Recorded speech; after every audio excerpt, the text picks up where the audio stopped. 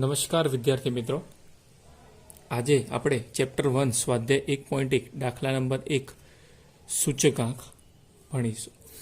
આધાર વર્ષ પસંદ કરવાની મુખ્ય બે રીતો છે. પરીક્ષામાં એક ગુણમાં પૂછાતો પ્રશ્ન કે ભાઈ આધાર વર્ષ પસંદ કરવાની મુખ્ય રીતો કેટલી, તો કે બે. નંબર 1 અચલ આધારની રીત અને પરંપરિત આધારની રીત. અચલ આધારની રીતનું સૂત્ર આય બરાબર ચાલુ વર્ષની ચલ કિંમત ભાગ્યા આધાર વર્ષની ચલ કિંમત. ચાલુ વર્ષની ચલ કિંમત કોને કહીશું અને આધાર વર્ષની ચલ કિંમત કોને કહીશું એ આપણે દાખલામાં વિસ્તારપૂર્વક સમજીશું. ગુણ્યા 100. નોંધ: જો રકમમાં આધાર વર્ષનો ઉલ્લેખ ન કરેલો હોય તો પ્રથમ વર્ષને જ આધાર વર્ષ તરીકે પસંદ કરીશું. આ પણ આપણે દાખલા વખતે સમજીશું.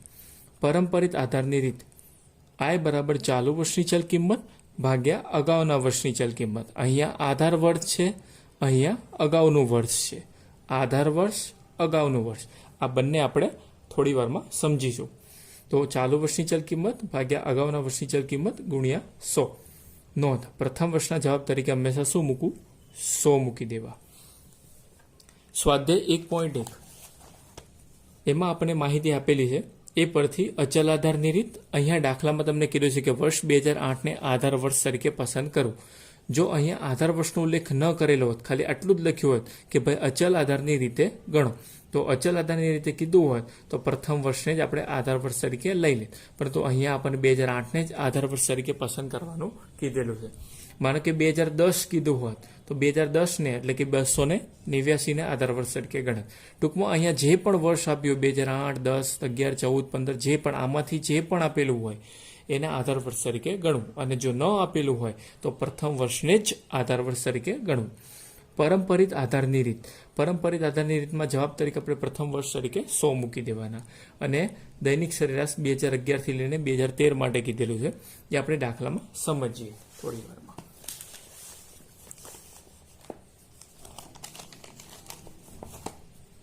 અચલ આધારની રીત. સૌપ્રથમ તો અચલ આધારની રીતનું સૂત્ર આપણે અહીંયા સૌપ્રથમ લખી દેવાનું રહેશે કે ભાઈ ચાલુ વર્ષની ચલ કિંમત ભાગ્યા આધાર વર્ષની ચલ કિંમત ગુણ્યા 100. અહીંયા જગ્યાના અભાવને લીધે હું લખતો નથી, પરંતુ પરીક્ષામાં અવશ્ય લખવું. પરીક્ષામાં એક સાથે આ ત્રણેય રીત ક્યારેય પૂછાતી નથી. બે રીત પૂછાય, અથવા તો આ બંને રીત પૂછાય, અથવા તો આ બંને રીત પૂછાય. ટૂંકમાં આ ત્રણ રીતમાંથી કોઈ પણ બે રીત પૂછાય, અથવા તો કોઈ પણ એક રીત 3 ગુણમાં પૂછાતી હોય છે. પરંતુ અહીંયા સમજવા માટે 3 રીતનો ઉપયોગ કરેલો છે. આપણે સમજીએ અચલ આધારની રીત. તો સૂત્ર પ્રમાણે ચાલુ વર્ષ, પ્રથમ વર્ષ, અહીંયા જે પણ વર્ષમાં કામ કરતા હોય એ વર્ષને ચાલુ વર્ષ કહીશું. માનો કે ચાલુ વર્ષ અહીંયા છે 275, તો 275 ભાગ્યા આધાર વર્ષ, એટલે આપણને કીધેલું છે કે 2008ને આધાર વર્ષ તરીકે લેવાનું. તો 2008ને આધાર વર્ષ, તો 2008માં આધાર વર્ષ કયું? 275. તો એના છેદમાં પણ કેટલા મૂકીશું? 275 ગુણ્યા 100. જવાબ કેટલો આવશે? તો કે 100. હવે ફરીથી 284 એટલે કે ચાલુ વર્ષ, નવા વર્ષ માટે ચાલુ વર્ષ આ થઈ ગયું. એની આપણને આધાર વર્ષ કેટલો છે? 275. દાખલામાં કીધું છે 2008ને આધાર વર્ષ તરીકે ગણવાનું ગુણ્યા 100. તો કેટલા આવશે? 103.27. બસ આવી રીતને ગણતરી કરતું જવાનું. 289 ભાગ્યા 275. અહીંયા આધાર વર્ષની રીતે કીધું છે, મતલબ આધાર બદલાતો નથી, ફિક્સ રહેશે. આધાર વર્ષ બદલાય નહીં. દરેકના છેદમાં કેટલા મૂકીશું? 275. આ ખાસ યાદ રાખવાનું. અહીંયા કેટલી કિંમત આવશે? અહીંયા 105.09. એવી જ રીતના આગળ 293 ભાગ્યા 275 ગુણ્યા 100, 106.55. એવી રીતના આગળ 297 ભાગ્યા 275 ગુણ્યા 100 બરાબર 108. એવી રીતના આગળ 313 ભાગ્યા 275, 328 ભાગ્યા 275 ગુણ્યા 100, 345 ભાગ્યા 275 ગુણ્યા 100. આવી રીતની ગણતરી બતાવતું જવાનું. એવી જ રીતના પરંપરિત આધારની રીત. આગળ હું આ ત્રણેય રીત વચ્ચે શું ફરક છે એ સમજાવીશ તમને. અત્યારે જોઈએ પરંપરિત આધારની રીત. પરંપરિત આધારની રીત ચાલુ વર્ષની ચલ કિંમત ભાગ્યા અગાઉના વર્ષની ચલ કિંમત. અગાઉ કીધું પ્રમાણે આ સૂત્ર લખવું ફરજિયાત છે. તો અહીંયા પ્રથમ વર્ષના જવાબ તરીકે 100 મૂકી જ દેવાના. તો અહીંયા આપણે સીધા 100 મૂકી દઈશું. હવે ચાલુ વર્ષ તો 284. હવે તમને સૂત્ર પ્રમાણે અગાઉના વર્ષની ચલ કિંમત, એના છેદમાં અગાઉનો વર્ષ એટલે 284, એ ચાલુ વર્ષ. એનું અગાઉનું વર્ષ એટલે કેટલા થાય? 250. 75 ગુણ્યા 100 તો કેટલા આવશે 103.27. એવી જ રીતના 289. હવે 289 એટલે કે 2010 એની અગાઉનું વર્ષ એટલે કયું 284. તો અહીં છેદમાં કેટલા મૂકીશું આપણે 284 ગુણ્યા 100. એનો જવાબ આવશે 101.76. એવી જ રીતના અગાઉ 293 એના ભાગ્યા અગાઉનું વર્ષ એટલે 289 ગુણ્યા 100. એનો જવાબ આવશે 101.38. એવી રીતના 297 નું અગાઉનું વર્ષ એટલે કે 2012ની અગાઉનું વર્ષ એટલે કયું 2011. તો 2000માં જે રકમ હોય એ મૂકી દેવાની છે તેમાં 293 ગુણ્યા 100 બરાબર 293 ગુણ્યા 100 એટલે કે 101.37. આ રીતની ગણતરી બતાવતું જવાનું. હવે આ બંને રીત વચ્ચે ફરક શું છે? અચલ આધારની રીત, અચલ એટલે કોન્સ્ટન્ટ સ્ટેબલ, જે બદલી શકાતું ન હોય એવું. અહીંયા તમને દાખલામાં કઈ જ દીધેલું છે કે આધાર વર્ષ તરીકે હંમેશા કેટલા લેવાના 2008ની કિંમત એટલે કે 275. તો હરેકના છેદમાં 275 આપણે મૂકી દીધા. પરંતુ પરંપરિતની રીત એ હંમેશા અગાઉના વર્ષને ફોલો કરે છે. માટે એના પ્રથમ વર્ષના જવાબ તરીકે આપણે 100 મૂકીશું. ત્યારબાદ જે કિંમત હોય એના અગાઉની વર્ષની કિંમત મૂકતું જવાનું, એટલે કે છેદની કિંમત બદલાય. કઈ રીતમાં? તો કે પરંપરિત રીતમાં. તો પરંપરિત આધારની રીતમાં હંમેશા આધાર વર્ષ બદલાય છે. આ ખાસ યાદ રાખવાનું, કેમ કે એમાં અગાઉનું વર્ષને ધ્યાનમાં લેવાય છે. માટે જો દરેકનો છેદ બદલાય છે, પરંતુ અહીંયા આધાર વર્ષ બદલાતો નથી. આ ખાસ યાદ રાખવાનું. બાકીનું અહીંયા આ બંને જાતે. સરેરાશ વેતન દાખલામાં તમને કીધેલું છે પર્ટિક્યુલર વર્ષ માટે. તો કે કયા કયા વર્ષ માટે? તો કે 2011 થી લઈને 2013 માટે. અહીંયા તમને આધાર વર્ષ કીધેલું હતું. અહીંયા આધાર વર્ષ દર વર્ષે બદલાય, પરંતુ જ્યારે સરેરાશની રીતે કીધેલું હોય ત્યારે પણ શું કરવાનું? એક ગણતરી કરવી પડે. અહીંયા તમને રકમમાં કીધેલું હશે જે વર્ષ માટે કીધું. અહીંયા 2011 થી 2013 સુધી, એટલે 2011, 12 અને 13 આ ત્રણેયની રકમનો સરવાળો કરવાનો અને ભાગ્યા 3 કરવાનો. 3 એટલા માટે કેમ કે 3 કિંમત છે. માનો કે તમને એમ કીધું કે 2011 અને 12, તો આ બંને પદોનો સરવાળો કરીને ભાગ્યા 2 કરવાનો, કેમ કે 2 રકમ છે.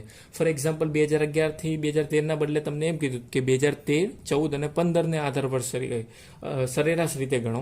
તો 2013 વત્તા 2014 વત્તા 2015, ટૂંકમાં એની દૈનિક સરેરાશનો વેતનનો સરવાળો કરવાનો ભાગ્યા 3 કરવાનો, એટલે કે 313 પ્લસ 328 પ્લસ 345 ભાગ્યા 3.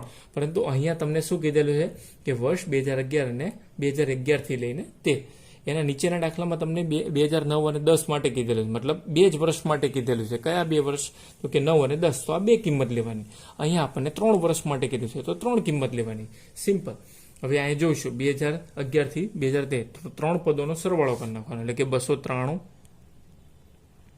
પ્લસ 297 પ્લસ 313 ભાગ્યા 3. હવે આની જે કિંમત આવી એ લખી નાખવાની, એટલે કે ત્રણેયનો સરવાળો આપણે કરીએ તો અંદાજે 903 થાય. 903 ભાગ્યા 3 બરાબર 301. આ આપણને એની કિંમત મળી ગઈ. હવે આપણે જે ગણતરી કરી છે એ પ્રમાણે ગણતરી કરતું જવાનું. અહીંયા હરેકના છેદમાં કેટલા મૂકીશું? 301. મતલબ અહીંયા આધાર વર્ષ કેટલો રહેશે? 301. તો 275 ભાગ્યા 301 ગુણ્યા 100 બરાબર જવાબ કેટલો આવશે? તો કે 91.36. એવી જ રીતના આગળ 284 ભાગ્યા 301 ગુણ્યા 100, અહીં કિંમત આવશે 94.35. એવી જ રીતના આગળ 289 ભાગ્યા 301 ગુણ્યા 100, 96.01. એવી રીતના 293 ભાગ્યા 301 ગુણ્યા 100, એનો જવાબ આવશે 97.34. એ રીતના 297 ભાગ્યા 301 ગુણ્યા 100, 98.67. એવી રીતના દરેકના છેદમાં આપણે કેટલા મૂકીશું? 301. હવે આ અચલ આધારની રીત અને સરેરાશ વેતન, એટલે કે જેમાં આધાર વર્ષ બદલાતો નથી, બંને રીતમાં ફરક એટલો છે કે અહીંયા તમને પર્ટિક્યુલર વર્ષ માટે કીધેલું છે, કોઈ એક વર્ષ માટે. જ્યારે સરેરાશ વેતનમાં તમને 3 વર્ષ અથવા 2 વર્ષ અથવા તો 4 વર્ષ આવી રીતનો ઉલ્લેખ કરેલો હોય છે. સિમ્પલ વસ્તુ છે. 4 સંખ્યા કીધી હોય તો 1 + 2 + 3 + 4 ભાગ્યા 4. જે પણ સંખ્યા કીધેલું, જેટલા વર્ષ માટે કીધેલું એટલા વર્ષ માટે કરવાનું અને એને છેદમાં મૂકી દેવાનું. પરંપરિત આધારની રીતમાં આધાર વર્ષ બદલાય છે, જ્યારે અચલ આધારની રીતમાં અને સરેરાશ વેતનની રીતમાં આધાર વર્ષ બદલાતો નથી. કોન્સ્ટન્ટ રહી છે, બદલાતો નથી. આ ખાસ યાદ રાખવાનું પરીક્ષામાં. ટૂંકમાં આધાર વર્ષ પસંદ કરવાની મુખ્ય 2 રીતો અચલ આધારની રીત અને પરંપરિત આધારની રીત. હવે આપણે જોઈશું દાખલા નંબર 4. દાખલા નંબર 2 પણ એવી જ રીતનું છે. એમાં તમને 2008 જ આધાર વર્ષ, એવું જરૂરી નથી કે ઉપરના દાખલામાં પણ તમને કીધેલું હતું કે 2008 ને આધાર વર્ષ લ્યો, અહીંયા પણ 2008 ને. એટલે એવું જરૂરી નથી કે 2008 જ હોય. કોઈ પણ વર્ષ કીધું હોય, ગમે તે વર્ષ કીધું હોય તો છેદમાં એ કિંમત મૂકી દેવાની. અહીંયા પરંપરિત આધારની રીત અને 9 અને 10 માટે કીધું છે તો 9 અને 10 નો સરવાળો ભાગ્યા 2. કેમ 2? કેમ કે 2 કિંમત છે માટે. 3 કીધું હોત તો 3 સંખ્યાનો સરવાળો કરવાનો, છેદમાં 3 મૂકી દેવાના. દાખલા નંબર 4. 3 આપણે આવતા લેક્ચરમાં જોઈશું. દાખલા નંબર 4. અહીંયા આપણને અલગ અલગ વસ્તુઓ આપેલી છે. બળતણને લગતી 5 વસ્તુઓ: વીજળી, ગેસ, દિવાસળી, કેરોસીન ને લાકડું. અને તમને કીધેલું છે, અહીંયા એવું નથી કીધેલું કે અચલ આધારની રીતે શોધો કે પરંપરિત આધારની રીતે શોધો. અહીંયા તમને ભાવનો સામાન્ય સૂચકાંક શોધવાનું કીધેલું છે. હવે આ દાખલો છે ભાવ સાપેક્ષ ટકાવારીનો, એટલે કે ભાવ સાપેક્ષનો. તો ખબર કઈ રીતના પડે કે આ ભાવ સાપેક્ષનો દાખલો છે? તો દાખલામાં તમને અહીંયા કીધેલું નહીં હોય કે અચલ આધારની રીતે ગણો કે પરંપરિત આધારની રીતે શોધો. બીજું, આ દાખલાની ઓળખ પણ સરળ છે, બીજી રીતે પણ ઓળખી શકાય. કઈ રીતના? તો દાખલાની અંદર આપણે એક સૂત્ર જોઈ લઈ. ભાવનો સામાન્ય સૂચકાંક I = સિગ્મા P1/P0/N × 100. P1 બરાબર ચાલુ વર્ષનો ભાવ, P0 બરાબર આધાર વર્ષનો ભાવ. સિમ્પલ અને સાદી ભાષામાં સમજવું હોય તો ચાલુ વર્ષનો ભાવ એટલે જે નવો હોય એને ચાલુ વર્ષનો ભાવ કહીશું. આધાર વર્ષનો ભાવ એને કહીશું કે જે જૂનું હશે. 2 વર્ષ હોય, દાખલા તરીકે કોઈ પણ 2 વર્ષ હોય. આપણે પાર્લેજી લઈ લઈએ તો પાર્લેજી ફોર એક્ઝામ્પલ શરૂઆતમાં 4 રૂપિયાનું મળતું હતું એ જૂના વર્ષમાં. હવે નવા વર્ષમાં એની કિંમત 5 રૂપિયા છે. તો જે જૂનું હોય એને P0 કહીશું, નવો હોય એને P1 કહીશું. P એટલે પ્રાઇસ. એનું સૂત્ર છે. હવે દાખલાની ઓળખ મેં અગાઉ કીધું એ પ્રમાણે તમને પર્ટિક્યુલર કીધેલું જ હશે કે અહીંયા તમને કીધેલું નહીં હોય, દાખલામાં કીધેલું નહીં હોય કે અચલ આધારની રીતે શોધો કે પરંપરિત આધારની રીતે શોધો, બરોબર. બીજી ઓળખ છે કે એમાં તમને કાં તો ખોરાકી વસ્તુ કીધેલી હશે, કાં તો અનાજ કીધેલા હશે, કાં તો બળતણ કીધેલું હશે, અથવા તો એકમો કીધેલા હોય. ફરીથી સમજીએ. ખોરાકી વસ્તુમાં બ્રેડ છે, દૂધ છે, ઘી છે, ચીઝ, માખણ વગેરે વગેરે. અનાજની વસ્તુમાં આપણે ઘઉં, ચોખા, બાજરી, મકાઈ. બળતણમાં તો આપેલું જ છે કે વીજળી, ગેસ, દિવાસળી, કેરોસીન, લાકડું વગેરે. એકમો કીધેલું હોય તો કિલોગ્રામ છે, ગ્રામ છે, લીટર છે, મીટર છે, સેન્ટીમીટર છે, ડઝન છે. તો આ બધા શું છે? એના એકમો છે. ઘણા વિદ્યાર્થીઓને આ દાખલામાં કન્ફ્યુઝન હોય છે કે સર આમાં ઓળખાણ નથી થતી કે આ ભાવનો સામાન્ય સૂચકાંકનો દાખલો કઈ રીતના છે. તો આ એને ઓળખવાની એક સિમ્પલ રીત છે. હવે અહીંયા તમને દાખલામાં અલગ અલગ વસ્તુ આપી છે. વીજળી, ગેસ, દિવાસળી, કેરોસીન, લાકડું. એનો એકમ છે કે વીજળીનો એકમ શું હોય તો કે યુનિટ હોય. આપણે ઘરે યુઝ કરીએ છીએ, આપણને ખબર છે. આખું સૂચકાંક આપણા જીવન જરૂરિયાત વસ્તુ પર જ નિર્ભર છે. થિયરી આપણે વિસ્તારપૂર્વક ક્લાસની અંદર સમજીશું, પરંતુ આ એક સમજવા જેવી બાબત છે. આખું અને આખું સૂચકાંક એ માત્ર ને માત્ર આપણી જીવન જરૂરિયાત વસ્તુ પર જ નિર્ભર છે. તો ગેસ શેમાં હોય તો કે સિલિન્ડરમાં, દિવાસળી પેટીમાં હોય, કેરોસીન લીટરમાં હોય, પછી લાકડું કિલોગ્રામમાં હોય, કેરોસીન ક્યારેય ગ્રામમાં ન હોય એટલે અમે લીટરમાં હોય. હવે અહીંયા 2 ભાવ આપેલા છે. મેં અગાઉ કીધું એ પ્રમાણે અહીંયા 2 વર્ષ આપેલા. જો વર્ષ 2012નો ભાવ અને વર્ષ 2014નો ભાવ. નવો ભાવ હોય, નવો ભાવ એને P1 તરીકે ગણીશું અને જૂના ભાવને P0 તરીકે ગણીશું. નવા ભાવને P1, જૂના ભાવને P0. અલગ અલગ રકમો આપેલી છે. બસ હવે સિમ્પલ ભાવ સાપેક્ષ એટલે કે P1/P0. 3.5 એના ભાગ્યા 3 કરતું રહેવાનું. આવી રીતની અલગ અલગ રકમ લખી નાખવાની. એવી જ રીતના 370/345. આ બધાની રકમ આપણે સાથે સાથે લખતા જઈએ. 1.1667. અહીંયા ખાસ યાદ રાખવાનું રહેશે, ભાવના સામાન્ય સૂચકાંકના દાખલામાં જ્યારે પણ તમે ભાવ સાપેક્ષ શોધો ત્યારે પોઈન્ટ પછીની ફરજિયાત 4 વેલ્યુ લેવી. પોઈન્ટ પછીની ફરજિયાત 4 વેલ્યુ લેવીને લેવી. 1.0725 એવી રીતના 1.5/1 બરાબર 1.5. 20 ભાગ્યા 15 1.3333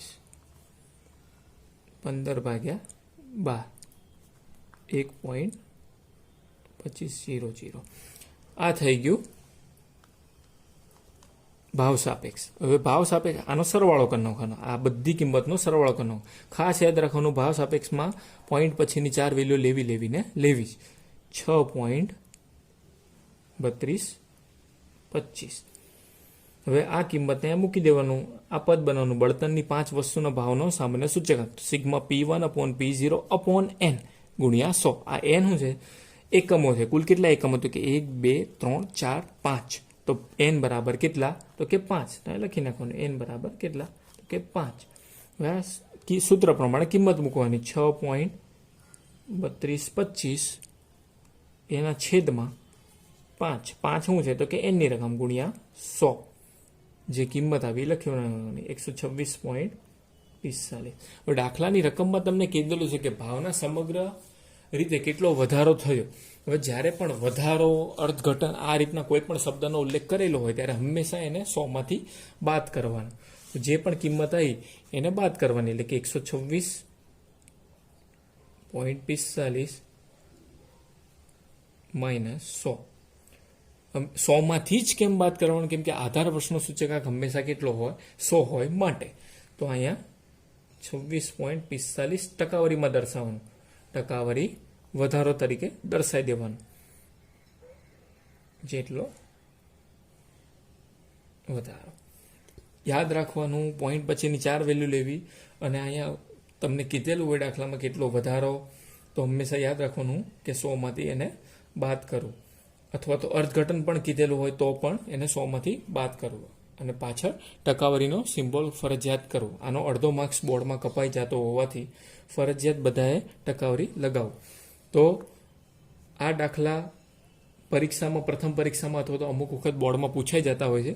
એટલે દરેક વિદ્યાર્થીને ખાસ આવડે એવો પ્રયત્ન કરવો. વિડીયોને 2 થી 3 વખત જોશો એટલે આઈડિયા આવી જશે. તો વધારે ને વધારે તમે પ્રયત્ન કરો.